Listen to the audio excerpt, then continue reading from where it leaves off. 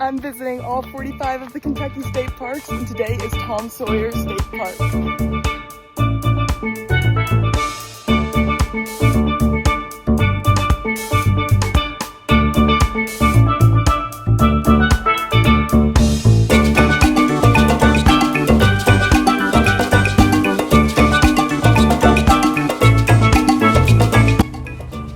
I don't know how I get myself into these situations, but I'm currently watching a baby deer like lying in the bush over here.